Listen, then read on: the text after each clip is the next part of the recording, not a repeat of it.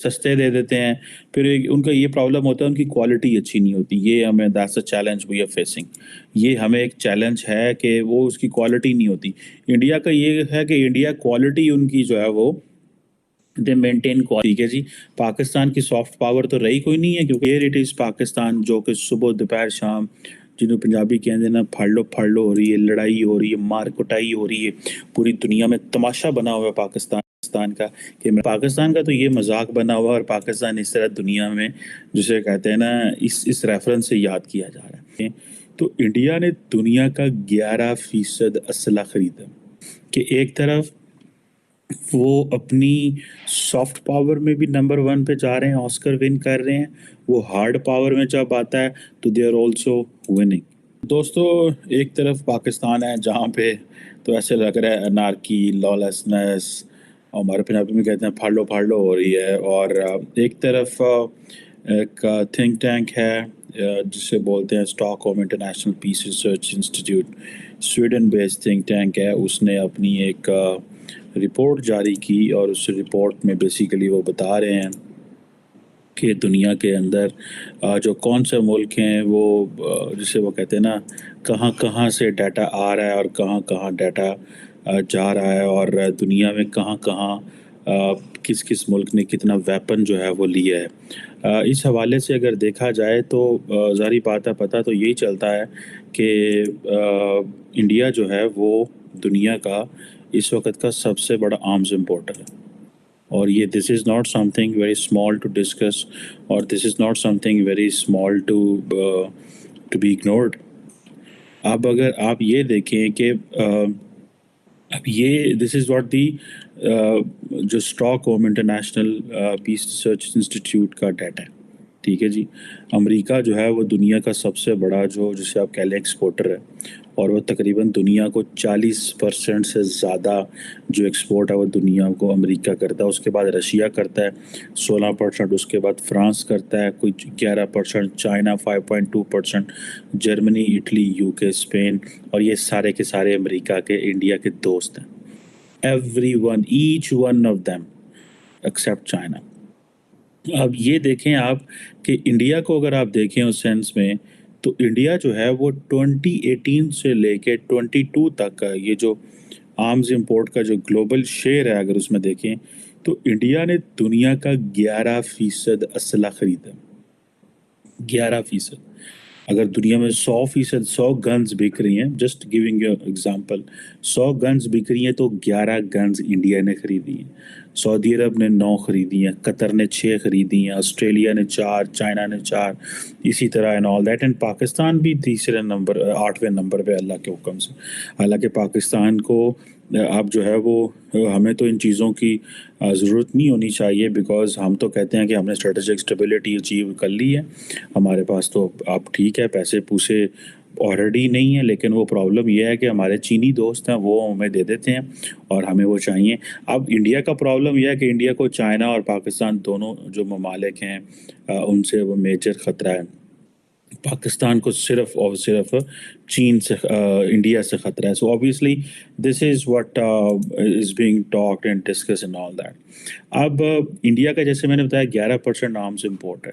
और मैं आपको बता रहा हूँ कि इंडिया का रेफरेंस क्या है, ग्लोबल रेफरेंस आप देखें जाके, तो आपको पता चलेगा कि उनका जो रेफरेंस आ रहा है वो या तो इस चीज़ में आ रहा है, या फिर इंडिया का जो रेफरेंस है वो ऑस्कर में इस हफ्ते आया है। ठीक है जी। इंडिया की जो एक इंडियन प्रोडक्शन थी उसने ऑस्कर जीता। दूसरी कंपटीशन में थी, टोटल 3 जो थी ऑस्कर जो थी वो, इंडियन फिल्म जो थी वो कंटेंशन में थी, कर रहे थे। और एक ने जो है वो अपना सॉन्ग। अब ये देखें कि एक तरफ वो अपनी सॉफ्ट पावर में भी नंबर वन पे जा रहे हैं, ऑस्कर विन कर रहे हैं। वो हार्ड पावर में जब आता है तो they are also winning. So hard power is कि वो दुनिया के लार्जेस्ट इम्पोर्टर हैं, और उधर ऑस्कर में भी उन्होंने नाम जो बना लिया। So that's where the nation is going, and here it is Pakistan, जो कि सुबह दोपहर शाम, ਜਿਹਨੂੰ ਪੰਜਾਬੀ ਕਹਿੰਦੇ ना फाड़ लो हो रही है, लड़ाई हो रही है, मार कुटाई हो रही है, पूरी दुनिया में तमाशा बना हुआ है पाकिस्तान का कि इमरान खान को गिरफ्तार हो जाना चाहिए। इमरान खान कहते गिरफ्तार है, इमरान खान पे इतने FIRs हो गई हैं, इमरान खान ये है, इमरान खान वो है। इमरान खान आज मैं देख रहा था कि अमेरिका के साबिक एक सफ़ीर हैं और डोनाल्ड ट्रंप के पॉइंट मैन रहे हैं, इवन के बाइडन के भी रहे हैं फॉर अफ़गानिस्तान पाकिस्तान। ज़ल्मे खलीलज़ाद उन्होंने भी आज एक बयान दागा और कहा जी कि पाकिस्तान में जल्दी जल्दी इलेक्शंस हो जाने चाहिए। सो ये पाकिस्तान का तो ये मजाक बना हुआ और पाकिस्तान इस तरह दुनिया में जिसे कहते हैं ना इस रेफरेंस से याद किया जा रहा है। अब 11% जैसे मैंने बताया कि इंडिया की आर्म्स वो है उसमें, ठीक है जी। और अब ये आपको पता है कि अमेरिकन्स ने थोड़ा अर्सा पहले ये कहा था कि हमने इंडिया को रशिया से दूर कर लिया, and that is proved by the statistics. और वो ये है कि जो रशिया जो था लार्जेस्ट सप्लायर था 2013 टू 2017, लेकिन 2018 टू 2022 जो है 18 से 22 के बीच में जो इंडियन इम्पोर्ट्स हैं रशिया से वो 64% कम हुई हैं। This is what the CPD is saying, ठीक है जी। और अब ये देखें कि और फिर ये है कि इंडिया की जो आर्म सप्लायर है और वो भी एक उसकी जारी बात है वजूहत है। अब इंडिया ने क्या किया है कि वो बेसिकली उनके पास पैसे हैं, वो क्या कर रहे हैं, उन्होंने सबको अंडर प्रेशर किया हुआ है, वो कंपटीशन में चले गए हैं। वो जितनी भी सप्लायर स्टेट्स हैं, ठीक है, जैसे मैंने बड़े बड़े नाम लिए आपको बताया कि ये सारे के सारे जितने भी फॉर एग्ज़ाम्पल क्या नाम है इनका जो एक्सपोर्टर हैं उन सब को उन्होंने टेंशन में डाला हुआ है। और वो इस तरह के जैसे अमेरिका 40% कर रहा है तो इंडियंस अपना शेयर भी उससे ले रहे हैं, रशिया से भी वो ले रहे हैं, वो फ्रांस से भी ले रहे हैं, वो चाइना को निकाल के वो इटली के साथ भी अभी जो इटली की प्राइम मिनिस्टर आई थी ब्रिटेन से भी ले रहे हैं, स्पेन से और साउथ कोरिया का मुझे नहीं पता, लेकिन इसराइल जिसका ग्लोबल जो आर्म्स ट्रांसफ़र में शेयर 2.3 है उससे भी ले रहे हैं। सो दुनिया के जितने जहाँ जहाँ से टेक्नोलॉजी है, जिन जिन के पास पैसा है, इंडिया सबसे ले रहा है। सो इंडिया ने क्या किया है कि वो उन्होंने अपने आप को उन्होंने कंपटीशन बढ़ा दिया। उन्होंने कहा इससे गन ले लो, इससे पिस्तौल ले लो, इससे ये ले लो। I am just giving you example. For example Israel से वो ड्रोन्स ले रहे हैं, अमेरिका से वो और टेक्नोलॉजी ले रहे हैं, रशिया से फ्रांस से फॉर एग्जांपल उन्होंने जो है वो राफेल ले लिए, इसी तरह सब मरीन्स ले रहे हैं। आप देखिए ना कि अब इंडिया की जो आर्म्स इंपोर्ट है रशिया फ्रांस और उसमें 62 को कॉम्बैट एयरक्राफ्ट, 4 सब मरीन जो ली, ये 500% जैसे आप कहते हैं कि ट्रेड डिफेंस की बढ़ गई है जस्ट फ्रांस के साथ 500%, 489% बढ़ी है, ठीक है जी। अच्छा अब मैं वो बात पाकिस्तान की कर लें, पाकिस्तान भी इस बहती गंगा में अपना हाथ धो रहा है। तो हमारी भी जो है वो जो टोटल इंपोर्ट है दुनिया की उसमें 3.7% हमारा भी हाथ है। तो हिसाब ला लो हमारे पास इस वक्त ये है, हमारी फाइनेंशियल कंडीशन ये है। मैं आपको बताता चलूँ कि जो क्या नाम है उनका, हमारे जो फाइनेंस मिनिस्टर हैं उन्होंने कहा है कि हमें पाकिस्तान जो है उसको डेट मोरेटोरियम इनएविटेबल हो गया। मींस कि हमें जो हमारे डेट्स हैं उन पे अगर कैप नहीं लगी, उनको रोका ना गया, मतलब कुछ जो ममालिक है जैसे फॉर एग्जांपल चीन ने श्रीलंका का जो डेट है उसे मोरेटोरियम कैप बंद कर दिया, ठीक है जी, आप कुछ अरसे के लिए वो ना दें।